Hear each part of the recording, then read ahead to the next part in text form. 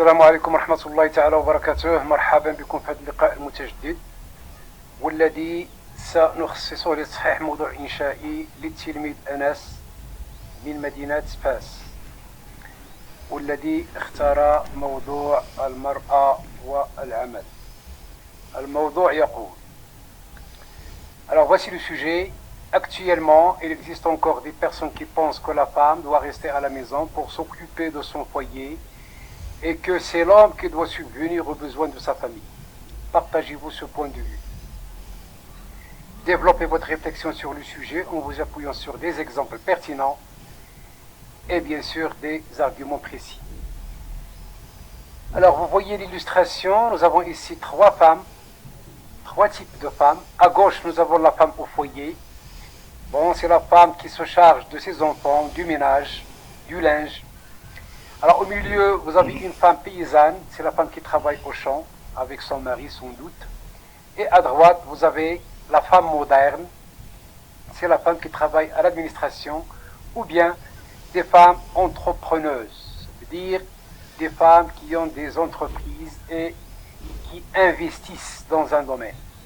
Alors on va voir le point de vue de Anas. Introduction. À en croire un grand nombre de gens dans notre société, la femme doit rester à la maison pour s'occuper de son foyer et que c'est l'homme qui doit subvenir aux besoins de sa famille. Très bien. Alors, dans quelle mesure peut-on partager cette idée?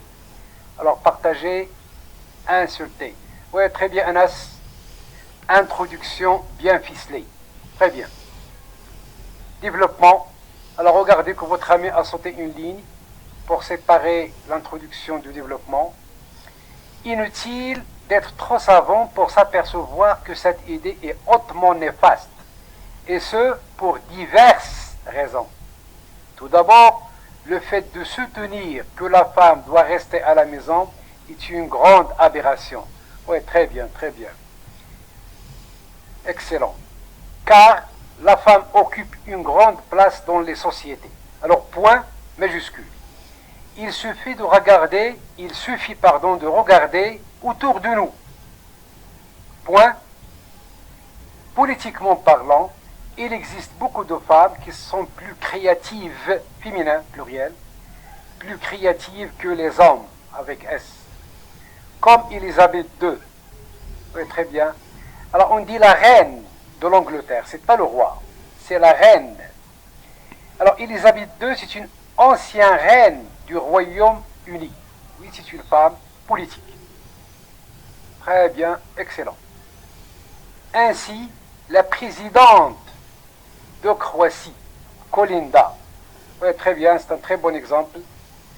Alors, vous savez que Kolinda, c'est une ancienne présidente de la République de Croatie. C'était entre 2015 et 2020.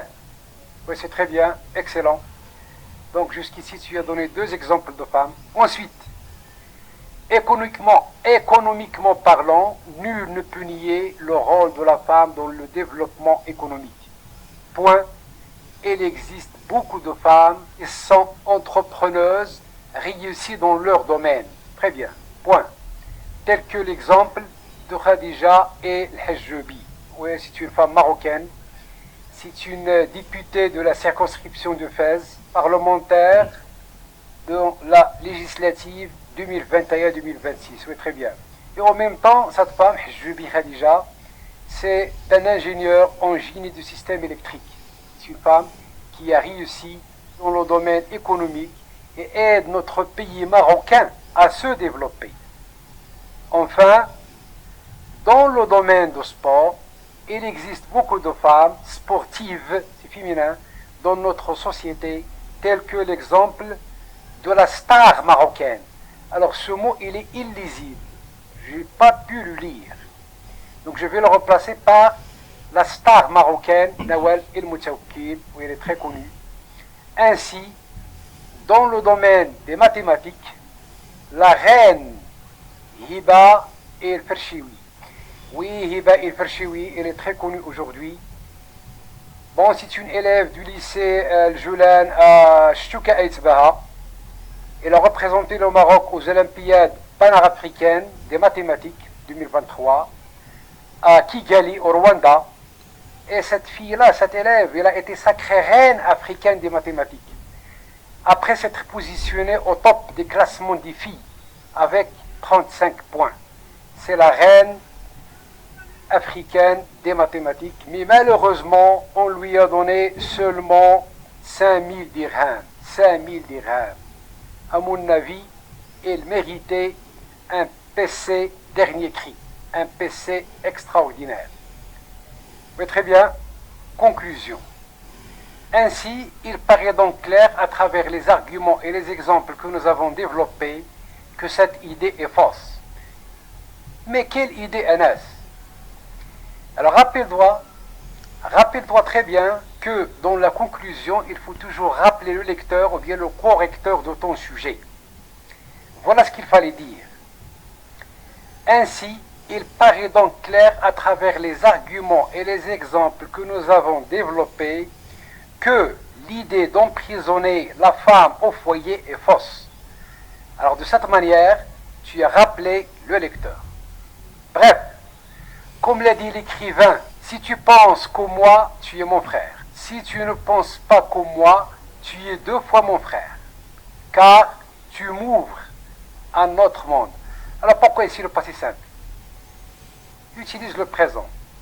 Tu m'ouvres à notre monde. Oui, très bien, Anas. C'est excellent, ta production écrite. Ta rédaction est convaincante. Elle est très convaincante. Ton plan est clair. Tu as opté pour un plan simple. La structure de ton sujet est bien ficelée. Introduction, développement, conclusion. C'est très bien. Il y a quelques fautes, mais ce n'est pas grave. Quelques fautes d'orthographe, quelques fautes de conjugaison. C'est très très bien. Et ton point fort dans ce sujet, c'est l'exemplification. Alors tu as parlé de l'ancien président de la République de Croatie. Très bien. Tu as parlé de Khadija Hajoubi, la députée de Fès. Tu as évoqué Hiba El Fichaoui, c'est un sujet d'actualité. Il vient d'être nommé comme étant la reine africaine des mathématiques. Mais très bien. Excellent, excellent, monsieur Anas.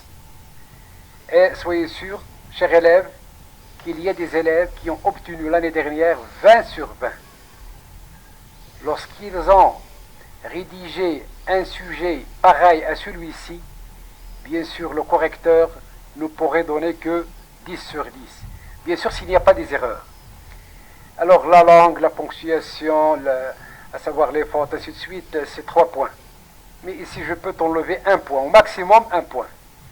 Donc, ton sujet mérite 9,25 sur 10.